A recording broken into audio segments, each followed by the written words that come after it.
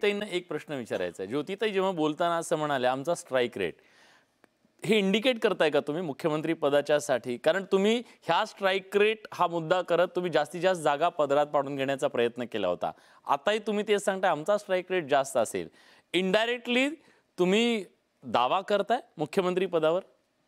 खरं तर मुख्यमंत्री पदासाठीचा जो कलगीतुरा आपण महाविकास आघाडीमध्ये बघितला, म्हणजे पटोले असतील, संजय राऊत असतील, त्यांचं रोजच ज्या पद्धतीनं तो कलगीतुरा रंगायचा, त्या पद्धतीचं कुठलंही भांडण हे महायुतीमध्ये नाहीये. खरं तर मुख्यमंत्री कोण असेल याचा निर्णय हे आमचे सर्वोच्च नेते घेतीलच, परंतु महाराष्ट्र म्हणजे आपणच मी माध्यमांच्या मधूनच बघितलं म्हणून थोडं नाही, प्रत्येक कार्यकर्त्याला आपला नेता मुख्यमंत्री व्हावा हे वाटणं साहजिकच आहे, पण आपणच दाखवलंय की महाराष्ट्रामध्ये लोकप्रियता हे एकनाथ शिंदे साहेबांची सगळ्यात जास्त आहे आणि जनतेच्या मनातले मुख्यमंत्री अशा पद्धतीने त्यांनी जी लोकप्रियता मिळवलेली आहे आणि सीएम म्हणून नाही तर कॉमन मॅन म्हणून त्यांनी जे काम केलंय की नाही, त्यामुळे मला वाटतं की महाराष्ट्राच्या मनामध्ये तेच मुख्यमंत्री व्हावेत असं वाटतंय. पण जो काही निर्णय असेल तो आमचे सर्वोच्च नेते मिळून घेतील. आपण हे म्हणतात ना, तर मला सांगा 18 ठिकाणी एकनाथ शिंदेच्या ठिकाणी बंडखोरी भारतीय जनता पक्षाने केली आहे. 18 ठिकाणी केली आहे. हे भारतीय जनता पक्षाने बंडखोरी स्ट्राईक रेट कमी करण्यासाठी केली आहे का? कितीतरी ठिकाणी महाविकास आघाडीमध्ये सुद्धा एकमेकांच्या विरोधामध्ये उमेदवार दिलेले आहेत आणि आता आपण सोलापूरमध्येच पाहतोय की महाविकास आघाडीमधलेच नेते एकमेकांच्या गाड्या फोडणं, बंगले फोडणं, इथपर्यंत ती त्यांची भाषा होतीये. जोडे मारे आंदोलन हे महाविकास आघाडीमधले पक्ष एकमेकांच्या विरोधात करतायत. त्या थरापर्यंत तरी म्हणजे कोण गेलं हे एकदा आपण डोळसपणाने पाहावं. हरिभाऊंना विचारूया. माझ्या अशी काही आवश्यकता भासणार नाही. आम्ही क्लिअर थम्पिंग मेजॉरिटी मी सांगितलं तुम्हाला 180च्या वर येईल, कमी नाही येणार.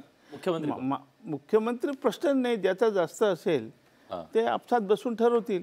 कणकीतुरा वगैरे असं काहीच नाही, कधीच कोणी काहीच बोललं नाही, उगीच काहीतरी बोलत राहतात.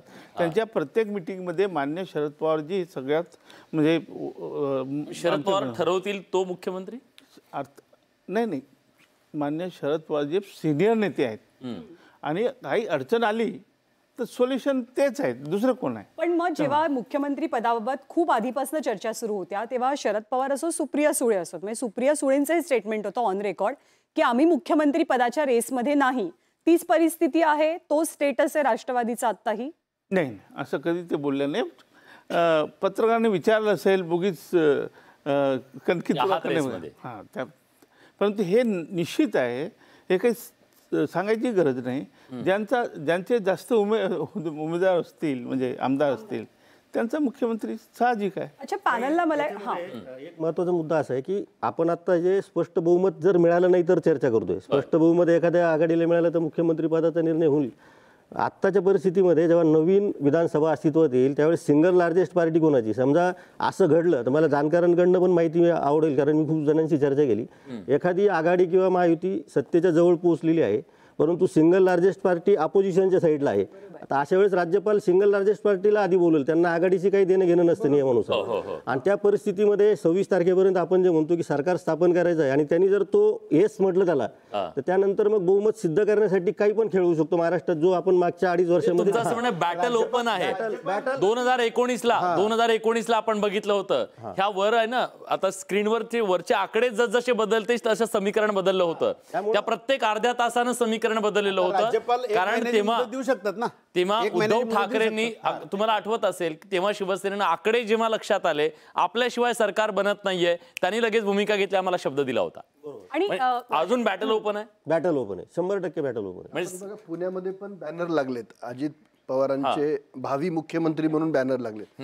तर हे संकेत कालपासूनच यायला लागलेले आहेत की कुठल्या दिशेनं या निवडणुकीत मला एक्सपर्ट पॅनलला विचारायचं आहे की या निवडणुकीमध्ये तुमच्या मते आघाडीतला किंवा युतीतला किंग मेकर कोण असेल? अजित पवारांच्या पक्षाकडून त्यांच्या प्रवक्त्यांकडून येत आहेत. नवाब मलिक पण बोलले की अजितदादा किंग मेकर असतील, त्यामुळे त्यांनी क्लिअरली सांगितलंय. आपल्याला काय वाटतं किंग मेकर? मी काय म्हणेल की आत्ता नाही सांगता येणार, पण आकडे जर बहुमत जर मिळालं नाही तर आपण चर्चा करतो. एखाद्या महाविकास आघाडीला किंवा महायुतीला बहुमत मिळालं तर विषय संपून जातो. त्यांचा सिंगल लार्जेस्ट पार्टीचा मुख्यमंत्री कोण करायचा काय त्यांचा अंतर्गत विषय तो त्यांचा. पण जर समजा आता जो प्रश्न ज्ञानदांनी विचारलेला आहे की किंग मेकर कोण ठरेल तर मला वाटतं शरद पवारांचा पक्ष सुद्धा किंग मेकर ठरू शकतो. आणि त्यांनी मागे एकदा काँग्रेसला का तुम्ही हे करताय? काँग्रेस सर्वाधिक जागा जिंकेल असं म्हटलं जातंय. आता सगळे सर्वे बघितले तर त्याच्यातले 10 पैकी 6 सर्वे सांगतायत की महायुती, आणि त्याच्यात भारतीय जनता पक्षालाच लार्जेस्ट पार्टी दाखवतात. सगळ्या बऱ्यापैकी सगळेजण दाखवतात. मग त्यामुळे उद्या जर का बोलवायचं झालं तर त्यांनाच बोलवलं जाणार. आणि वर केंद्र सरकार यांचंच आहे. आणि ते परत 19ला जे खेळ झाले ते भारतीय जनता पक्ष काही करून सत्ता गमावणारच नाही ना.